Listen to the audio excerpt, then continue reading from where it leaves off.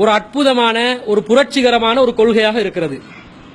இந்த கொள்கையை சுமந்திருக்கக்கூடிய நாங்கள் இந்த கொள்கைக்காக வேண்டி எங்களுடைய உயிரையே நாங்கள் தியாகம் செய்வதற்கு கடமைப்பட்டிருக்கிறோம்.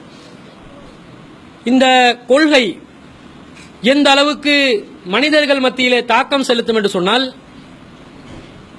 அந்த காலங்களில் இருந்த மூடர்களாக வாழ்ந்த சமுதாயங்கள் கூட இன்று நாங்கள் போற்றி புகழ்கின்ற அளவிற்கு, அவர்களுக்காக நாங்கள் பிரார்த்தனை செய்கின்ற அளவிற்கு ஒரு உன்னதமான சமுதாயமாக மாற்றி அமைக்கிற கொள்கையாக இந்த கொள்கை இருக்கிறது.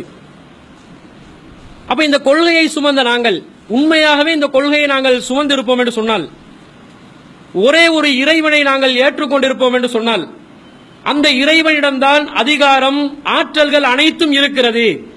அவனை தான் நாங்கள் வணங்க வேண்டும், அவனை தவிர வேறு யாரை நாங்கள் வணங்கக்கூடாது, அவனுக்கு இணை கற்பிக்கவே கூடாது என்பதில் உறுதியாக நாங்கள் இருக்க வேண்டும் என்று சொன்னால், முதலாவது அந்த இறைவனை நாங்கள் நேசிக்க வேண்டும்.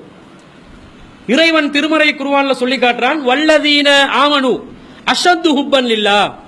நம்பிக்கை கொண்டவர்களை பொறுத்தவரையில் இறைவனை கடுமையான முறையில் நேசிப்பார்கள். இறைவனை நாங்கள் நேசிக்கணும். நேசம் என்றால் என்ன? அந்த இறைவனை யாராவது கொச்சப்படுத்தி பேசினா, அந்த இறைவனுடைய பண்புகளை யாராவது இழிவுபடுத்தி பேசினா, அந்த இறைவன் இருப்பதையே கேலி கூத்தாக்கி பேசினா, அதை வேடிக்கை பார்க்கிறதெல்லாம் இறைவனை நாங்கள் நேசிக்கிறதுல வராது. இறைவன் உண்மையான முறையில் அந்த இறைவனை நாங்கள் ஏற்றுக்கொண்டு அவனை நேசிப்பவர்களாக இருந்தால், வரக்கூடிய விமர்சனங்களுக்கு அறிவுபூர்வமாக நாங்கள் பதில் சொல்ல கடமைப்பட்டிருக்கிறோம். சில இடங்களில் ஒரு சிலர் வரம்பு மீறுவார்கள். அந்த வரம்பு மீறுகின்ற அளவில் நாங்கள் என்ன செய்யலாம்? வரம்பு மீறலாம் என்று திருமறை குர்ஆன் எங்களுக்கு அங்கீகாரம் தந்திருக்கிறது. ஆனால் அந்த அனைத்து வரம்புகளும் திருமறை குர்ஆனுக்கும் நபி வழிக்கும் உட்பட்டதாக இருக்க வேண்டும். அதே நேரத்தில் இயங்கக்கூடிய ஒரு சட்டம் இருக்கிறதே, அதற்கு உட்பட்டதாக இருக்க வேண்டும். அந்த வகையில தான் ஒரு சில ஏகத்துவ பிரச்சாரங்களை நாங்கள் மேற்கொள்கின்ற பொழுது, சில விமர்சனங்களுக்கு பதிலளிக்கின்ற பொழுது சில சில்லறை பிரச்சனைகள் வரத்தான் செய்யும். சிறைச்சாலை என்பது ஒரு பெரிய ஒரு பாரதூரமான ஒரு பிரச்சனையா யாரும் என்ன செய்யக்கூடாது, யோசிக்கவே கூடாது. ஏனென்றால் முன் சென்ற சமுதாயத்தில் இருந்தவர்கள் உயிரோடு புதைக்கப்பட்டிருக்கிறார்கள். அவர்களை கடுமையான முறையில் துன்புறுத்தலுக்கு உள்ளாக்கப்பட்ட நிலைகளை எல்லாம் நாங்கள் அறிந்து வச்சிருக்கிறோம். இது வெறுமனே ஹதீஸ்ல மட்டும் பார்த்தா சரி வருமா? எங்களுடைய வாழ்க்கையில் அது வரணும் என்று சொன்னா, சின்ன பிரச்சனை ஒன்று வந்தோடனே நம்ம சகோதரர்கள் யாரும் என்ன செஞ்சிடக்கூடாது, தளர்ந்து விடக்கூடாது, அதைரியப்பட்டு விடக்கூடாது, உறுதியா இருக்கணும். ஏற்கனவே இருந்த உறுதியை விட பன்மடங்கு உறுதி கூடி இந்த ஏகத்துவ பிரச்சாரத்தை தொடர்ச்சியாக நாங்கள் மேற்கொண்டு செல்ல வேண்டும். அல்லாஹ் சொல்றான், வலா தஹினு வலா தஹ்சனு வஅன்துமுல் ஆலவுன இன் குன்தும் மூமினீன். நீங்கள் அதைரியப்படாதீர்கள், தளர்ந்து விடாதீர்கள், கவலைப்படாதீர்கள். உண்மையான முறையில் நீங்கள் இறைவனை விசுவாசம் கொண்டிருந்தால் நீங்கள் தான் மேலோங்குவீர்கள். இறைவன் சொல்லிட்டான். அப்ப எங்களுடைய வாழ்க்கையை நாங்க இறைவனுக்காக அர்ப்பணிச்சாலே அல்லாஹ் என்ன சொல்றான், நீங்க மேலோங்குவீங்க, நீங்க உயர்ந்த இடத்துக்கு வந்துருவீங்க, இந்த சமுதாயம் தான் தலை தூக்கி நிற்கும் என்று அல்லாஹ் சொல்றான். பல்வின சமுதாயங்களோடு வாழக்கூடிய நாங்கள் அந்த சமுதாயங்களோடு கை கோர்த்து கொண்டு அழகிய முறையில உறவாடி நாங்கள் வாழ வேண்டும், கடமைப்பட்டிருக்கிறோம். அதே நேரத்தில் எங்களுடைய மார்க்கத்துடைய தனித்துவத்தை நாங்கள் எந்த சந்தர்ப்பத்தில் என்ன செய்யக்கூடாது, விட்டு கொடுத்து விடக்கூடாது என்பதையும் நாங்கள் புரிய கடமைப்பட்டிருக்கிறோம்.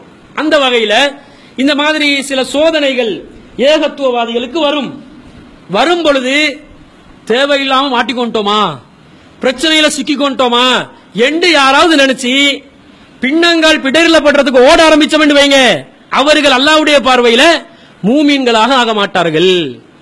சிறைச்சாலை என்பது அதுல என்ன நடக்குதுன்னு பார்த்துட்டு வரணுமா இல்லையா? அல்லாஹ் அதுக்குரிய வாய்ப்புகளை தருவான். யூசுப் அலைஹிஸ்ஸலாத்துக்கு கொடுத்தான். இன்னும் பல அறிஞர்கள், நபிகள் நாயகம் ஸல்லல்லாஹு அலைஹி வஸல்லம் அவர்களுடைய காலத்துக்கு பிறகு வந்த பல அறிஞர்கள் சிறையில் அடைக்கப்பட்டார்கள் என்று நாங்க வரலாறு படிக்கிறோம். எதுக்காக? சத்தியத்தை எடுத்து சொல்லும் போது, தைரியமா களமிறங்கும் போது பல பிரச்சனைகள் வரும். ஆனால் எங்களை பொறுத்தளவுல அல்லாஹ் என்ன சொல்லிட்டான், குல் இன்ன ஸலாத்தி வ நுசுகி வ மஹ்யாய வ மமாத்தி லில்லாஹி ரப்பில் ஆலமீன். நபியே சொல்லுங்க, என்னுடைய தொழுகை, நேர்ச்சைகள், வாழ்வு, மரணம் எல்லாமே யாருக்காக? லில்லாஹி ரப்பில் ஆலமீன், அல்லாஹ்க்காகத்தான். மரணமே அல்லாஹ்க்காக என்று வந்த பிறகு சிறை என்ன மேட்டரா? ஒன்றுமே இல்லை. அப்ப இந்த சிறை பயணத்தை வைத்து நம் சமுதாயத்தில் இருக்கக்கூடிய யாருமே தளர்ந்து விடாமல் நாங்க எந்த கொள்கையை நாங்கள் ஏற்றுக்கொண்டிருக்கிறோமோ அதுல நாங்கள் உண்மையாளர்களாக இருந்தால், உறுதிமிக்கவர்களாக இருந்தால், நடிக்காமல் அந்த கொள்கையை நாங்கள் பின்பற்றக்கூடியவர்களாக இருந்தால், இந்த கொள்கையை மேலோங்க செய்வதற்காக வேண்டி நாங்கள் அதிகம் தியாகம் செய்து களப்பணியாற்ற வேண்டும் என்பதை நாங்கள் ஒவ்வொருவரும் புரிய கடமைப்பட்டிருக்கிறோம்.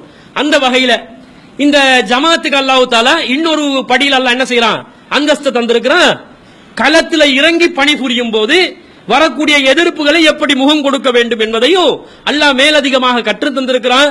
எனவே இந்த ஜமாத்துடன், முதுகெலும்புள்ள தைரியமுள்ள இந்த ஜமாத்துடன் நம் சகோதரர்கள் அனைவரும் அணிதிரண்டு இதுல ஏக்க வேறுபாடு கூட பார்க்க கூடாது. யாரும் தௌஹீத்காரன் இவங்கிட்ட பின்னாடி போனா எங்களை பிரச்சனையில சிக்க வச்சுட்டு ஓடிடுவாங்க. தலைவர்கள் நிர்வாகிகள் உள்ள போவாங்களே தவிர பொதுமக்கள் உள்ள அனுப்ப மாட்டாங்க. பொதுமக்களுக்கு காக்கும் அரணாக இந்த ஜமாத் நிக்குமே தவிர தலைவர்கள் என்ன செய்ய மாட்டார்கள்? நிர்வாகிகள் பின்வாங்கி ஓட மாட்டார்கள் என்பதை நடைமுறையில நிரூபிச்சு காட்டுறதுக்கு அல்லாஹ் ஒரு அருமையான வாய்ப்பை தந்திருக்கிறான் என்றுதான் நாங்க என்ன செய்யறோம்? இந்த சம்பவத்தை நாங்க எடுத்துக்கொள்றோம். அந்த வகையில நீங்களும் இந்த ஜமாத்துக்காக வேண்டி உழைத்து இந்த ஜமாத் மூலம் அல்லாஹ்வுடைய ஏகத்துவத்தை இலங்கை திருநாட்டில் எந்த அச்சமும் இல்லாமல், எந்த கவலையும் இல்லாமல், எந்த சோதனைக்கும் அஞ்சாமல் நிலைநாட்ட கைகோர்த்து கொள்ள வேண்டும் என்றதான் நாங்கள் எதிர்பார்க்கிறோம். இப்போ ஒரு தீவிரவாத எதிர்ப்பு பிரச்சாரம், தீவிரவாதத்திற்கு எதிராக தீவிர பிரச்சாரம், எங்களோட ஜமாத்தை வந்தாலே தீவிரம் என்ற வார்த்தையில நின்றும் எதிர்ப்பு பிரச்சாரம் வச்சிருக்கிறோம். அது இந்த மாசம் 11ஆம் தேதியிலிருந்து அடுத்த மாசம் 29ஆம் தேதி வரை கிட்டத்தட்ட ஒரு மாதத்துக்கும் கூடுதலான காலம் பிரச்சாரம் செய்ய இருக்கிறோம். இப்ப நம்ம சகோதரர்கள் எல்லாம் சேர்ந்து 50 நாட்கள். அப்ப நம்ம சகோதரர்கள் எல்லாம் சேர்ந்து களப்பணி செய்யணும். ஏன்னா முஸ்லிம் அல்லாத சமுதாயம் இஸ்லாத்தை பத்தி தப்பா புரியுறாங்களா? அவங்க தப்பா புரிஞ்சா சரியான கொள்கை என்னன்றதை நாங்க விளக்கி சொல்லணும். சொன்னா அவங்க என்ன செய்வாங்க? விளங்கிக் கொள்வார்கள். அந்த வகையில இந்த ஜமாத்தூடாக நடத்தப்படுகின்ற அனைத்து பிரச்சாரங்களிலும் ஏகத்துவ சகோதரர்கள் முன்னிலையில் நின்று பணியாற்ற வேண்டும். அதே நேரத்தில் பிற சகோதரர்கள் கொள்கை ரீதியாக எங்களை விமர்சிப்பவர்கள், எதிர்ப்பவர்கள் இருப்பார்கள். அவர்களும் நாங்க என்னதான் செய்கிறோம் என்பதை கூர்ந்து அவதானித்து எங்களுடன் கைகோர்த்து கொள்ளுமாறு நாங்கள் அன்பாக கேட்டுக்கொள்வதோட இந்த பிரச்சனைகளை ஒரு பெரிய ஒரு பிரச்சனையா பார்க்காம இது தாவாவை வளர்ப்பதற்குரிய ஒரு வாய்ப்பாக நாங்கள் பார்க்கிறோம் என்பதையும் சொல்லிக் கொள்கிறோம். இந்த கொள்கையை நிலைநாட்டுவதற்காக ஆயுள் தண்டனை தான் எங்களுக்கு தரப்படணும் என்று சொன்னா அதையும் பெற்றுக்கொள்வதற்கு நாங்கள் தயாராக இருக்கிறோம். மரணம் தான் அவர்களுக்கு கூலியாக கேட்பார்கள் என்றால் அதையும் இறைவனுக்காக தியாகம் செய்வதற்கு நாங்கள் தயாராக இருக்கிறோம். ஒவ்வொருவரும் இந்த அமைப்பினுடனான தாவாவுடன் சேர்ந்து எங்களுடன் சேர்ந்து கைகோர்த்து கொண்டு பணிபுரிய வேண்டும் என்பதை அன்புடன் கேட்டுக்கொள்கிறோம். துஆ செய்த அனைத்து சகோதரர்களுக்கும் என் மனமார்ந்த நன்றிகளை தெரிவித்துக் கொள்கிறேன். உங்களுக்காகவும் நான் துஆ செய்கிறேன். வாஹிரு தாவானா அல்ஹம்துலில்லாஹி ரப்பில் ஆலமீன்.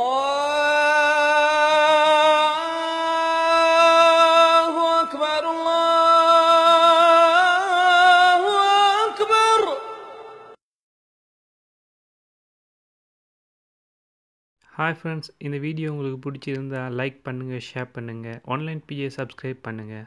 தேங்க்யூ. முஸ்லிம் சமூகத்தினுடைய மூச்சு இஸ்லாம் தான், எங்களுடைய வாழ்க்கையே குர்ஆன் தான். இந்த உலகத்தில் நாங்கள் வாழ்வது அந்த மார்க்கத்துக்காகத்தான். அந்த மார்க்கத்திலே நாங்கள் வாழ முடியாது என்று யாராவது சொன்னால் அவர்களுக்கு எதிராக நாங்கள் யுத்தம் செய்தாக வேண்டும். அதான் எங்களுடைய மார்க்கம். மிக தெளிவாக நாங்கள் சொல்லி வைக்க விரும்புகின்றோம். எவ்வாறு தமிழ் மக்களுடைய உரிமைகள் மறுக்கப்பட்ட போது அவர்கள் இளைஞர்கள் ஆயுதம் தூக்கி முதலில் படுகொலை செய்தவர்கள் தமிழ் தலைவர்களைத்தான்.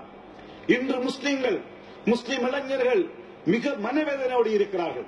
நாட்டு முஸ்லிம்கள் இந்த நல்லாட்சி வருவதற்காக விரோதமாக உழைத்தவர்கள், தங்களுடைய 95% வாக்குகள் அளித்தவர்கள் இன்று மிக குர்ஆனையும் அல்லாஹ்வையும் நிந்திக்கின்ற போது மிக மனவேதனையோடு நாட்டு முஸ்லிம்கள் இன்று வாழ்ந்து கொண்டிருக்கிறார்கள்.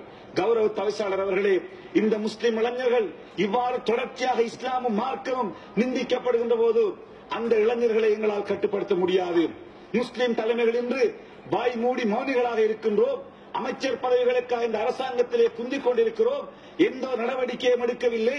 இதுவரையிலே அந்த சம்பந்தப்பட்டவர்கள் கைது செய்யப்படவில்லை. பேசா மடந்தைகளாக நாங்கள் இந்த பாராளுமன்றத்திலே இருக்கின்றோம் என்று எங்களை பார்த்து எங்களுடைய இளைஞர்கள் இன்று சமூக ஊடகங்களிலே மிக மோசமாக விமர்சித்துக் கொண்டிருக்கிறார்கள்.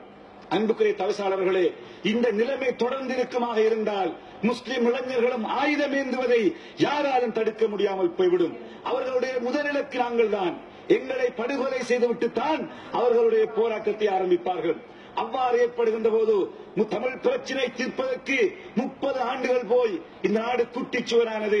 முஸ்லிம்களும் ஆயுதம் தூக்குவதற்கு நாங்கள் இடமளிப்போமாக இருந்தால் 50-60 ஆண்டுகள் போனாலும் இந்த நாட்டை கட்டியெழுப்பாமல் முடியாமல் போய்விடும். நாடு பௌத்த நாடு, இந்த நாடு பௌத்த நாடு, இந்த நாடு பௌத்த நாடு. இந்த பௌத்த நாட்டிலே வாழுகின்ற எல்லா மக்களுக்கும் அவருடைய மார்க்கத்தை பின்பற்றுகின்ற உரிமை இருக்கின்றது.